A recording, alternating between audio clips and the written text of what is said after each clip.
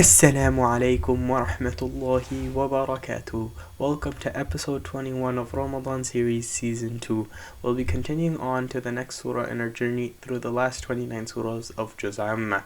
Today we'll be taking Surah Al-Feel, the elephant. It is the 105th surah of the Quran and is also a Makki surah, meaning it was revealed in Mecca. A little background on this surah is that somewhere around the year 569 CE, the Abyssinian governor of Yemen, Abraha al-Ashram, marched an army northwards to Mecca in an effort to occupy the city and demolish the Kaaba. He had previously opened a huge Christian cathedral in Yemen, constructed of red, white, and black marble with jewels set into the walls, hoping to draw the Arabs to his territory for pilgrimage and also steer some of Mecca's trade to his own coffers.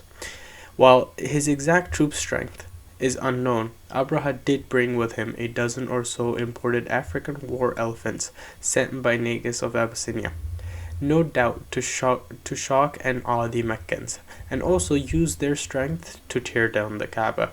A few Arab tribes along the way tried to thwart the invasion, but they were defeated and could not stop the invading army. When Abraha's army was on the outskirts of Mecca, they captured 200 camels that belonged to Abdul Muttalib. The Meccan leadership, realizing the hopelessness of their situation, sent Abdul Muttalib, their leading man, to open negotiations. The first thing he asked the king was for his camels back. Abraha expressed surprise that this was the first thing that the Meccans asked for, and Abdul Muttalib replied that the Kaaba has its own guardian. Abraha then explained to Abdul Muttalib, who would later be Prophet Muhammad ﷺ's grandfather, that he didn't want to fight the Quraysh, but only wanted to demolish the Kaaba. Abdul Muttalib replied that the Kaaba had its protector, which was Allah subhanahu wa ta'ala, and that the Quraysh were not going to fight his army. Abraha then boasted that no one could protect the Kaaba from him. Before departing, Abdul Muttalib said, "That's between you and him." Abdul Muttalib then returned to Mecca and told his people to hide in the hills, for Abraha was coming. The Meccans then invoked Allah to protect the Kaaba and then left.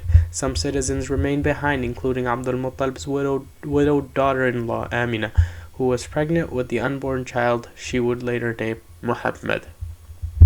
The next day, the army's progress was stalled when the elephants refused to enter the outskirts of the city. The annoying effect of a latent plague also began to spread rapidly through Abraha's army. As this was a constant danger in those days, Abraha's troops began to weaken and fall ill by the hour. People who were alive at the same time say it was a flock of birds that darkened the sky and dropped stones on the men, killing them with bloody wounds. In later times, some Quranic commentators have suggested that it was a contagion borne by fleas that did the deed.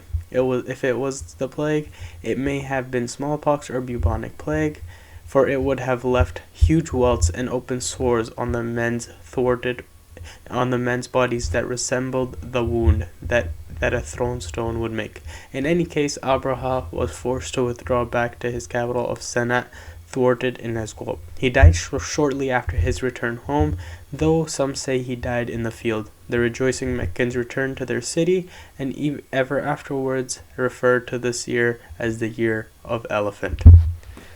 أعوذ بالله من الشيطان الرجيم بسم الله الرحمن الرحيم ألم تر كيف فعل ربك بأصحاب الفيل ألم يجعل كيدهم في تضليل وأرسل عليهم طيرا أبابيل ترميهم بحجارة من سجيل فجعلهم كعصف مأكول.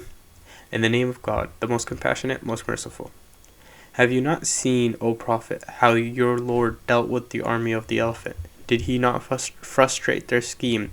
For he sent against them flocks of birds that pelted them with stones of baked clay, leaving them like chewed up straw.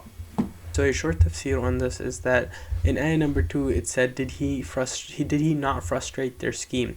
Even though the events mentioned in this chapter occurred before the Prophet ﷺ was born, It speaks in the immediate sense, asking people to notice what Allah did to that invading army. This is because there were still many people alive who witnessed those events, including nearly the entire leadership of Mecca.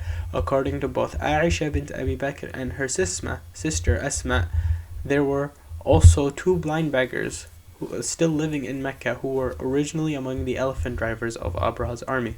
The unspoken implication for the Meccans was that this act of power by Allah subhanahu wa ta'ala was a sign for them of the coming of more signs. In the following ayah it says, "For he sent against them flocks of birds." And then, was it birds dropping stones or a plague that destroyed Abraha's army? So the Arabic word used here can mean a bird or anything that flies. This is debate that is open for discussion until this day. Though most traditionally minded commentators subscribe to the former view, what must be remembered is that the Quran did not invent the idea of birds attacking the army. The interpretation of events was already established in the local lore of pagan Mecca, even from Prophet Muhammad ﷺ's birth, as evidenced by the matter-of-fact tone in this surah or in this chapter. It is assumed that in the text that the listeners already know of this event and what happened, that this surah or this chapter is merely asking the listeners to consider Allah subhanahu wa ta'ala's power and thus give up worshipping things beside Him. Jazakallahu khairan for listening today. See you tomorrow, Insha Allah. Wassalamu Alaykum wa rahmatullahi wa barakatuh.